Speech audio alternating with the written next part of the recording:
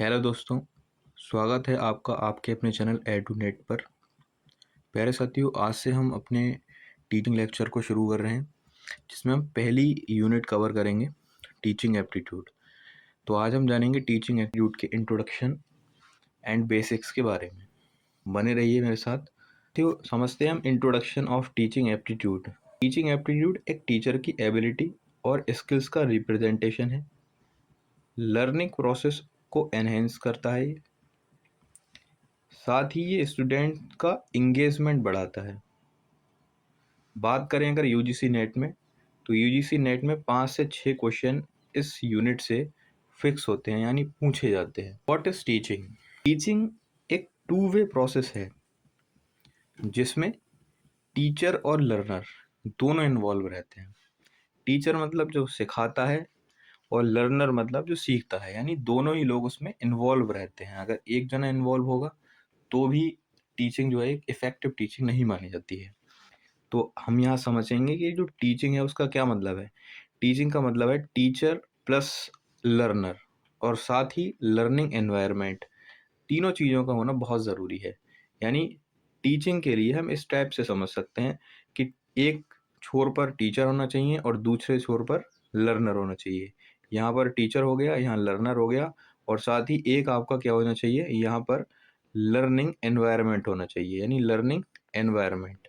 तो ये जो पूरा एक ट्रायंगल बनता है, इसको हम क्या बोल सकते हैं, इसको हम टीचिंग बोल सकते हैं प्यारे साथियों। ओके, तो टीचिंग के लिए तीनों ही चीज़ें बहुत ज़्यादा ज़रूरी हैं। कीवर्ड्स की अगर हम बात करें तो कीवर्ड्स कौन कौन से हो सकते हैं? गाइडेंस, मोटिवेशन और इंटरेक्शन। ये सभी टीचिंग के क्या हैं? कीवर्ड्स हो गए। प्यारे साथियों, कीवर्ड्स पर फोकस करना बहुत ज़्यादा ज़रूरी होता है, क्योंकि कॉम्पिटिटिव एग्जाम्स में सबसे ज़्यादा मेन जो रोल होता है वो कीवर्ड्स का ही होता है। बात करते हैं टीचिंग की विशेषताओं के बारे में। तो टीचिंग की क्या क्या विशेषताएं रहती हैं? पहली विशेषता रहती है कि ये एक बायलैटरल प्रोसेस होती है, यानी टीचर और स्टूडेंट दोनों इसमें इन्वॉल्व रहते हैं, जैसा कि हमने अभी समझा। दूसरा जो इसकी विशेषता है कि डायनामिक प्रोसेस है ये। डायनेमिक प्रोसेस का मतलब हुआ कि हर स्टूडेंट के लिए अलग अप्रोच करती है ये। ओके। तीसरा जो इसकी विशेषता है वो है आपकी साइकोलॉजिकल प्रोसेस, यानी टीचिंग एक बायलैटरल प्रोसेस है, एक डायनेमिक प्रोसेस है और एक साइकोलॉजिकल प्रोसेस है। साइकोलॉजिकल प्रोसेस में मोटिवेशन और एंगेजमेंट बहुत ज़्यादा ज़रूरी होता है। तो मैं समझ रहा हूँ कि आपको समझ में आ रहा है। बने रहिए मेरे साथ। हाँ, बात करते हैं टीचिंग के ऑब्जेक्टिव्स, यानी टीचिंग के उद्देश्यों के बारे में। टीचिंग के उद्देश्यों में हम समझेंगे कि टीचिंग में 3 लेवल्स होते हैं, जिसमें से पहला लेवल होता है आपका मेमोरी लेवल, दूसरा आपका होता है अंडरस्टैंडिंग लेवल, और तीसरा होता है आपका रिफ्लेक्टिव लेवल। पर्पस क्या होता है टीचिंग का? टीचिंग का पर्पस होता है नॉलेज को गेन कराना, स्किल डेवलपमेंट कराना और पर्सनैलिटी में ग्रोथ कराना। ठीक है।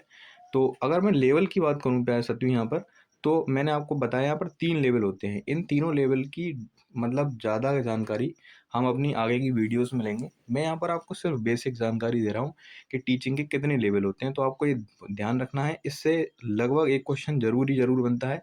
तो पहला मेमोरी लेवल, दूसरा अंडरस्टैंडिंग लेवल, और तीसरा आपका रिफ्लेक्टिव लेवल। ठीक है। तो यहाँ पर ये समझने वाली बात है कि लेवल कितने होते हैं। तो चलते हैं अपने अगले टॉपिक पर, लेवल ऑफ टीचिंग, जिसमें पहला आपका मेमोरी लेवल था। मेमोरी लेवल में क्या होता है कि रोड लर्निंग पर फोकस कराया जाता है और इसमें सिर्फ बेसिक नॉलेज आपको दी जाती है। अंडरस्टैंडिंग लेवल की बात करें हम, तो इसमें कॉन्सेप्ट की क्लैरिटी करते हैं और साथ ही उसकी मीनिंग को थोड़ा समझाने की कोशिश करते हैं। रिफ्लेक्टिव लेवल इन दोनों लेवलों से ज़्यादा अच्छा होता है।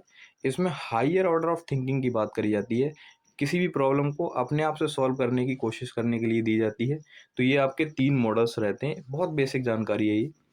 आगे बढ़ते हैं, हम समझेंगे टीचिंग और लर्निंग में क्या अंतर है। प्यारे साथियों, लर्निंग हमने काफ़ी पढ़ा है कि लर्निंग क्या होती है। लर्निंग की अगर हम कंपैरिजन करें टीचिंग से, तो क्या निकल करके आती है? टीचिंग का मतलब होता है नॉलेज देना, जबकि लर्निंग का मतलब होता है नॉलेज गेन करना, यानी लेना। टीचिंग जिसमें टीचर एक्टिव रहता है, यानी टीचर का इंटरेक्शन ज़्यादा रहता है। लर्निंग जो होती है उसमें लर्नर एक्टिव रहता है ना। टीचिंग में कौन एक्टिव रहता है? टीचर। तो पैसिव कौन रहेगा? लर्नर, है ना? अगर मैं बात करूँ पैसिव की, तो पैसिव कौन रहेगा? लर्नर, जबकि इसमें पैसिव कौन रहेगा? टीचर। टीचिंग जो है सब्जेक्ट ओरिएंटेड होती है, जबकि लर्निंग क्या है? स्टूडेंट सेंटर्ड होती है, यानी इसकी फोकस में, लर्निंग के फोकस में स्टूडेंट रहता है, जबकि टीचिंग जो है वो ओरिएंट करती है किससे? सब्जेक्ट से। तो आगे बढ़ते हैं। यूजीसी नेट क्वेश्चन का पैटर्न क्या रहता है? अगर मैं इस यूनिट की बात करूं तो 5 से 6 क्वेश्चन इसी यूनिट से आते हैं लगभग, जिसमें मैं अगर आप बात करूं तो मेमोरी, अंडरस्टैंडिंग और रिफ्लेक्टिव, यानी इन तीनों लेवल से डायरेक्ट क्वेश्चन उठ कर आते हैं। स्टेटमेंट बेस्ड और असर्शन रीजन के क्वेश्चंस भी आते हैं। तो यूनिट को बहुत ध्यान से पढ़ने की ज़रूरत है, क्योंकि 5 से 6 क्वेश्चन अगर आपसे पूछे जा रहे हैं 50 क्वेश्चंस में से, तो वो एक बहुत बड़ा मतलब मार्जिन मैं यहाँ पर मान सकता हूँ इसका। तो आज हमने क्या पढ़ा? हमने समझा बच्चों कि टीचिंग का मीनिंग क्या है, टीचिंग का नेचर क्या है और टीचिंग के ऑब्जेक्टिव्स क्या हैं। हमने आज बात करी टीचिंग के 3 लेवल की। कौन कौन से 3 लेवल थे आपको ध्यान रखना है। यूजीसी नेट में इसका इंपॉर्टेंस क्या होता है ये हमने आज समझा। अगर मैं एक एमसीक्यू की बात करूं तो आपको इसका आंसर कमेंट बॉक्स में देना है। Which level of teaching focus on rote learning, मतलब इन लेवलों में से कौन सा ऐसा लेवल है जो रोट लर्निंग यानी रटने के अधिगम पर आधारित होता है। तो आपको इसका आंसर कमेंट बॉक्स में देना है। मेमोरी लेवल है, अंडरस्टैंडिंग लेवल है, ये रिफ्लेक्टिव है, या फिर इनमें से कोई भी नहीं है। Thank you for watching. अब जो हमारा नेक्स्ट लेक्चर रहेगा वो रहेगा मेथड्स ऑफ टीचिंग के बारे में, और मैं चाहूँगा कि आप सभी हमारे चैनल को एक बार सब्सक्राइब कर दें और शेयर ज़रूर करें अपने साथियों में, जो भी आपके साथी